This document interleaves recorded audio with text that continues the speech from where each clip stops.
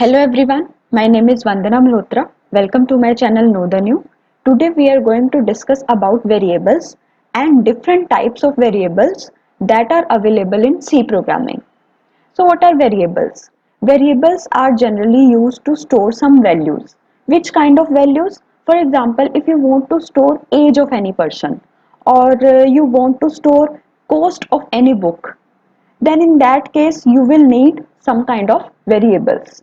There are several kinds of variables available in C, but three are most commonly used.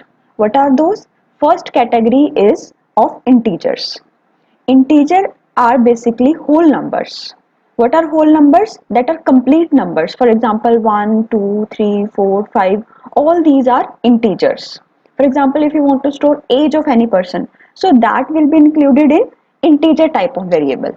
Similarly, second category is of floating point number. Floating point number is what? Decimal numbers. For example, if you need to store 30.7, 40.2, in that case you will have to use floating point number, and float is the keyword that is used for storing floating point numbers. Third category is of characters. What is character? Character is basically used to represent any letter or alphabet. For example, if you want to store first character of your name, then you have to use char type, char. This is the keyword that is used to store character type. So let us take a practical example for this. I am assuming that we need to store age of any person. So for that we have to write int. Int is the keyword that is used to store integer type of variables, and then we will write age. Now to print its value, first we have to set its value. Let us assume we have set its value like 26. Now if I want to print this value, I'll have to write printf, and in that I'll have to use %d. %d is basically a format specifier that is used to represent digital values, or you can say that is used to represent integers. Now I will write name of the variable like this. If I run the program, 26 has been printed.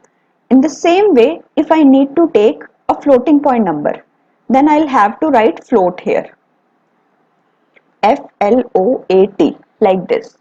And instead of age, we can take here cost variable, and to print this variable, we will use %f. %f basically stands for floating point number, and here we have to use cost variable, and in this line also we have to use cost variable.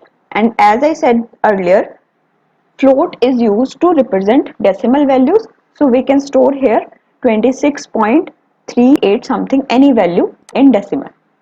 So if I run this program, as you can see, 26.37999999.